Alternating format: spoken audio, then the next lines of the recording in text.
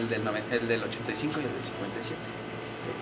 Más que nada es eso, que queremos entender cómo ha funcionado la cimentación para que haya resistido esos tres movimientos que se han generado. Entonces, generamos unas preguntas entre nosotros. Exactamente, yo voy contestando con realizárselas a usted. Bueno, como primer pregunta, queremos saber de qué consta la cimentación que se empleó para desplantar la torre latinoamericana. Es una cimentación a base de concreto revolcado. Básicamente es un cajón de cimentación. Este cajón de cimentación se insertó en el suelo para darle empotramiento a la torre.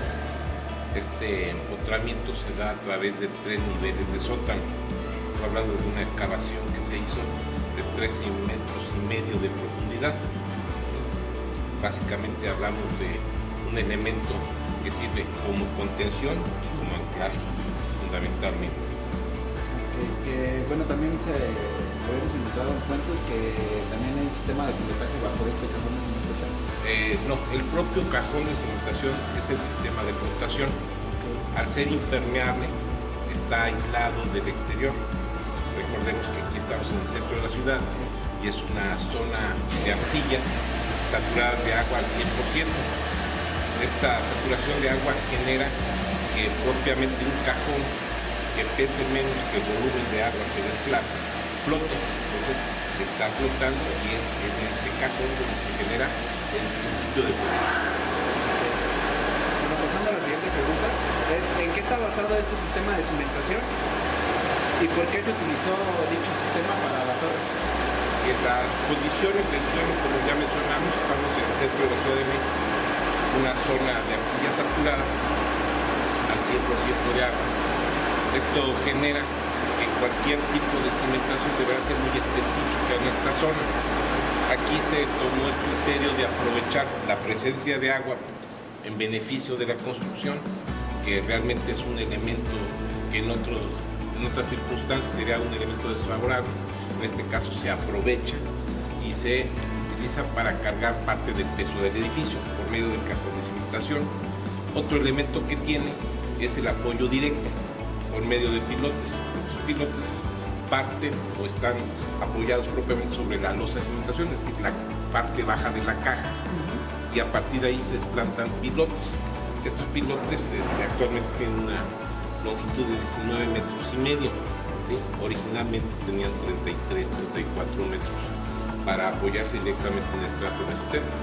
A medida que se fue construyendo la cimentación, se fueron recortando hasta dejarlos al nivel de la losa de cimentación, de donde parten y se apoyan en el estrato resistente. Entonces es un segundo modo de carga de peso del edificio. Bueno, también otra duda que teníamos era si este sistema se había copiado de algún otro edificio, de alguna otra construcción y se había traído aquí para la Torre Latino, o nada más fue lo que necesitaba por diseño. No, todos los principios que se aplican aquí en la Torre Latinoamericana ya existían por separado en otras edificaciones. Entonces, la verdad, son básicamente 3 principios. El primero es el apoyo directo. Como cualquier cimentación normal, es el apoyo directo, pero en este caso se da a través de pilotes. Segundo elemento es la supresión o el aprovechamiento del empuje del agua freática para crear un apoyo directo sobre el agua, una flotación que permita cargar parte del peso del edificio. Y el tercer elemento es la compensación de masas. Al hacer una excavación con las características de este cubo, de este volumen, de esta caja de cimentación, de este cajón de cimentación, se retiró suelo y ese peso se compensa con el peso del edificio, así no se modifican las condiciones naturales del suelo. Bueno, ya vamos a pasar a preguntas en tiempos. No sé si sea de su conocimiento, pero ¿cuánto tiempo fue construida la cimentación de la estructura? Prácticamente debe haber sido construida en un lapso de 3-4 meses. ¿Existieron problemas al realizar los trabajos de construcción de la cimentación? Muchos problemas. El edificio está ubicado en una zona urbana construida con edificios colindantes. en un tipo de suelo muy blando, muy deformable, como puede ser la arcilla saturada. Entonces sí se enfrentaron muchísimos retos. Entonces, para afrontarlos, básicamente no afectar las construcciones vecinas, lo primero que se hizo fue aislar el espacio. Este espacio se aisló por medio de una taguía tipo Wakefield, un muro Milán, llamémosle. Okay. Entonces se metió una taguía, que son tablones de caoba machimbrados, se fue insertando hasta 14 metros y medio de profundidad cada una de las piezas, hasta formar un dique perimetral.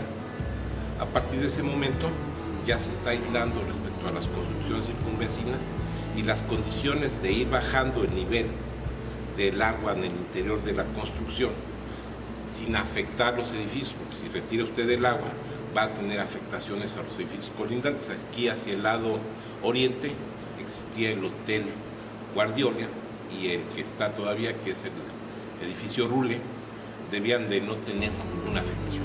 No la hubo, precisamente por esas previsiones. Poniendo la taguía, entonces ya se pudo comenzar a hacer las excavaciones e ir colando lo que es la cimentación. Es una cimentación, como les comenté, de concreto reforzado. Entonces fue poniendo todos los elementos de apuntalamiento, aprovechando el hincado de los pilotes que se hincaron desde el nivel del terreno natural. Fueron hincando los pilotes, y estos pilotes fueron utilizando posteriormente para contraventear y apoyar los muros de contención que fueron formando la cimentación.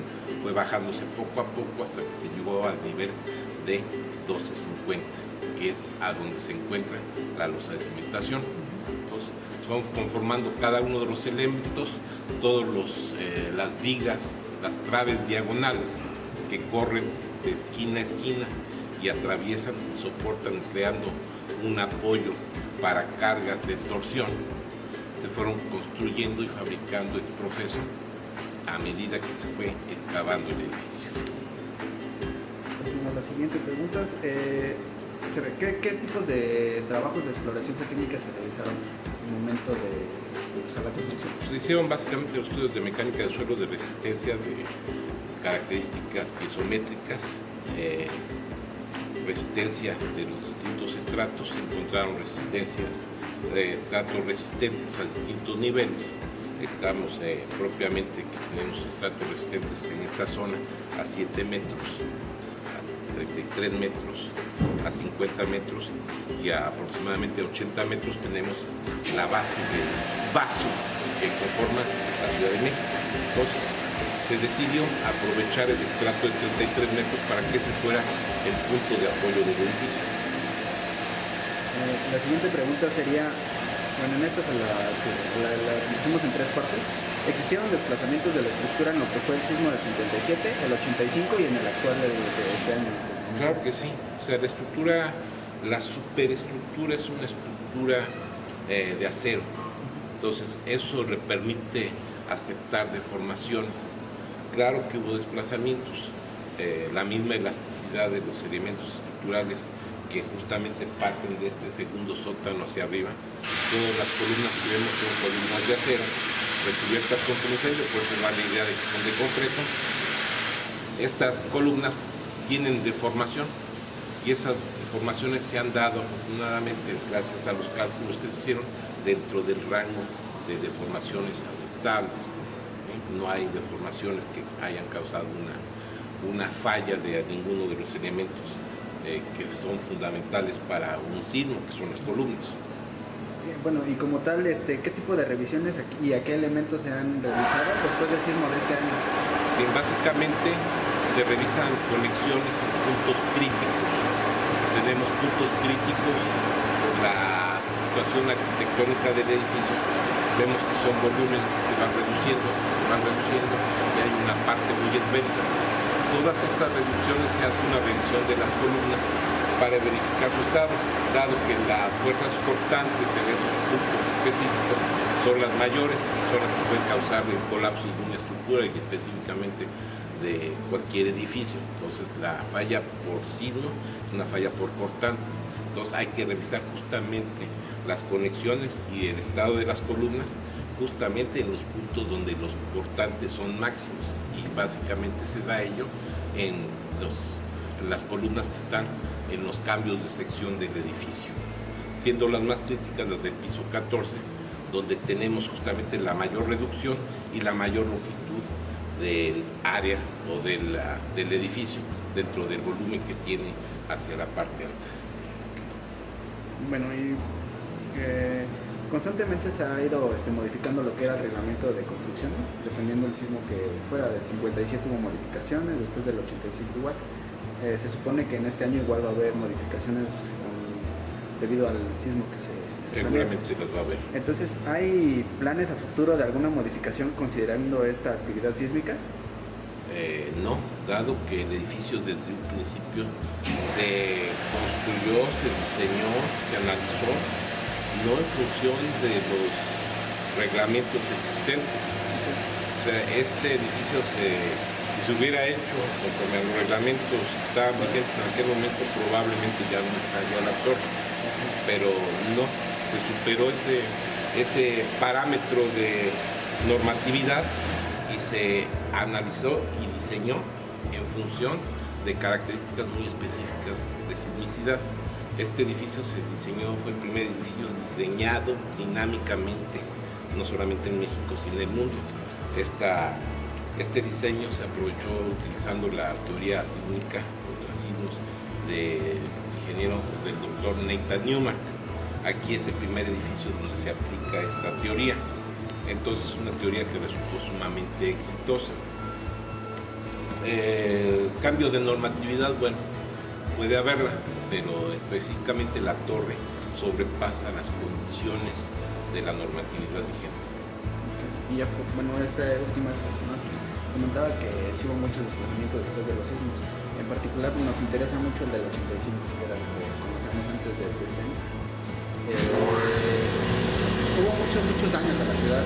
Como comentas, sí hubo desplazamientos, pero no fueron muy severos. ¿Nos podría explicar más o menos qué deformaciones o qué movimiento tuvo la estructura después de ese sismo? Básicamente las deformaciones son elásticas, es decir, fueron la situación original. Donde se notan los efectos de los desplazamientos básicamente inacabados. Estamos hablando de que aquí no existe ningún muro de carga. El edificio funciona a base de sus propias columnas. Y los muros que existen son muros divisores por cuestiones arquitectónicas, efectivamente. Entonces, ahí es donde llega a presentarse algún problema. Las tablas rojas, las juntas de tabla roja, los plafones que pueden caer, las charolas, ese tipo de situaciones evidentemente se presentaron en el sismo del 85 y en este sismo se volvieron a presentar en menor medida, pero se llegaron a presentar. Hubo caída de plafones, charolas de plafones, grietas en muros de tabla roca, que repito son divisorios, ese tipo de cuestiones. En cambio, los elementos estructurales con sus características de protección contra incendio mostraron que no hubo ninguna afectación a nivel estructural. Esto se hizo la revisión, inclusive ya se hizo el peritaje, se hizo la revisión, y estas deformaciones están previstas dentro de un rango de hasta de 2.5 centímetros en acabados, que es una barbaridad. Se deforme una pulgada entre pisos, estaríamos hablando de 8 centímetros de desplazamiento si fuera lineal, que no es el caso. Entonces, pero básicamente no llegamos a tener nunca esos desplazamientos por ningún motivo, o sea, 2 metros y acumulados en la altura del edificio, estamos hablando de bastante deformación. Lo que sí se nota es agrietamientos a nivel de los acabados, que son grietas milimétricas en puntas básicamente, que no representan, por sí mismas no representan ningún riesgo, y estructuralmente menos porque no participan del soporte del edificio. Bueno, eso sería todo de mi parte. No sé si mis compañeros quieran agregar algo. Yo tengo una pregunta. ¿Sí? ¿Cuál es su comportamiento de la torre ante un sismo? Se supone que cuando llega un sismo, un edificio tiene tiene el comportamiento de un péndulo. Me habían comentado allá arriba en el museo que no era así. Bien, la idealización del modelo habla de un péndulo, efectivamente, pero si recordamos o ubicamos los modos de vibración de un edificio, tiene tantos modos de vibración como pisos tiene el edificio. Ello implica que la mayor carga concentrada se va aplicando en cada uno de los entrepisos y va generando deformaciones a lo largo de la altura del edificio. Entonces, en este sentido, el comportamiento del edificio se da en forma de S, ¿sí? Porque llega el sismo en la parte baja del edificio, crea un empuje, este empuje se va transmitiendo a lo largo de los pisos, mientras que la parte estática, en la parte alta no se ha detectado este movimiento, ya hubo una deformación en la parte alta. Entonces se va transmitiendo la onda sísmica a través del cuerpo del edificio hasta llegar a la parte alta. Terminado el sismo, los empujes o las fuerzas sísmicas queda en reposo, estática la parte baja, y la deformación sigue actuando en la parte alta hasta que llega a alcanzar su punto de estabilidad. Entonces no es un movimiento de esta índole, sino que es un movimiento que se va transmitiendo a través del cuerpo del edificio, que son las columnas. Entonces ese es el comportamiento, no como un péndulo. Básicamente cada una de las masas concentradas que generan o que son los entrepisos, sí podría pensarse en un péndulo. Tenemos el movimiento, se hace la carga concentrada en los entrepisos, pero a su vez esta le va a generar un empuje al siguiente nivel. Entonces por eso no es un movimiento, digamos, lineal o curvilíneo en una línea sencilla, sino que es una línea más complicada, que es una especie de S. Y respecto a la cimentación, ¿cuál es el que le da estabilidad a la torre? Bien, la cimentación es un elemento más rígido, estamos hablando de un elemento de concreto reforzado. Esta cimentación recibe un empuje, pero a través de las diagonales que tiene, traves que existen en la cimentación, transmite las cargas del empuje, del choque que llega directo a la cimentación. Aquí es donde tenemos lo que se llaman los amortiguadores. Hay la idea de que la torre tiene amortiguadores. No son amortiguadores como los que se presentan en torre mayor, sino que son distintos. Este tipo de amortiguador está en función de que pueden ver las columnas y los contrafuertes. Los contrafuertes reciben el empuje directo al recibir el choque de la onda sísmica, pero no lo transmiten directamente a la columna. La columna, que ya partimos de que aquí es donde comienza la estructura de acero, hay una separación entre el contrafuerte y la columna. Entonces, al recibir el empuje sísmico, la fuerza sísmica no llega a transmitirse directamente a las columnas, sino que hay un espacio de absorción. Estos son los amortiguadores que tiene el edificio. Estas deformaciones evidentemente no llegan directamente a las columnas y no se transmiten a todo el edificio. Otro elemento importante, creando una T. Adicional a ello, de columna a columna existen varillas diagonales, que es una serie de varillas tensadas en sitio para generar rigidez en los nodos de conexión.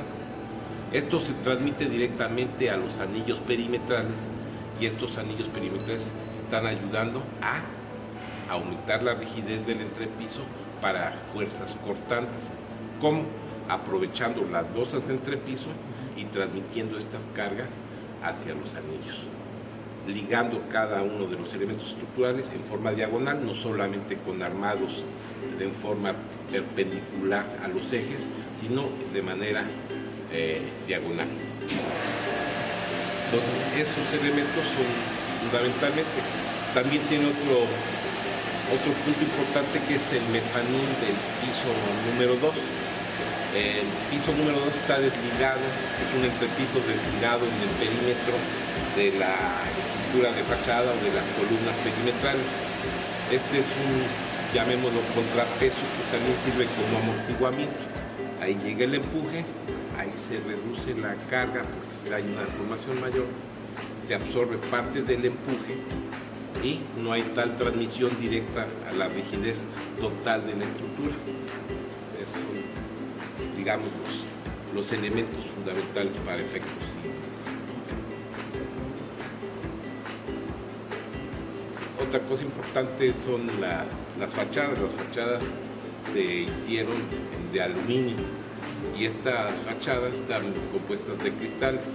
Las fachadas están desligadas de un piso a otro, es decir, no son ventanas que estén fijas en el techo y fijas en el nivel, sino que están apoyadas en un punto específico, en un eje central, son giratorias.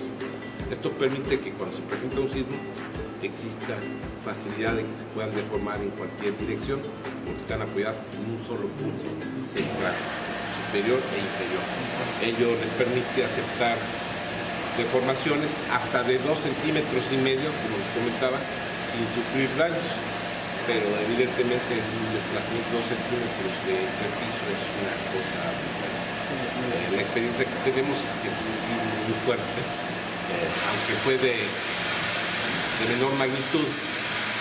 Este sismo fue muy cercano a la ciudad y las aceleraciones que se presentaron se hablan o se dice o está registrado que fueron mayores a las del sismo del 85. Entonces, realmente para este concepto de aceleración en el caso sísmico, podríamos hablar de que este sismo fue un sismo más fuerte que el sismo del 85. ¿Sí? Sin embargo, la depuración que hizo el sismo del 85 de construcciones, ligado, unido con las características propias de la vibración, generaron que los daños fueran realmente en magnitud mucho menores, que las desgracias de las personas que fallecieron es una cosa terrible, pero sin embargo los efectos, comparándolos con el sismo del 85, no son nada. Pues creo que sería todo. Y qué bueno que haya podido apoyarles. Muchas gracias por ¿Sí? aceptarnos ¿Su carta? Sí.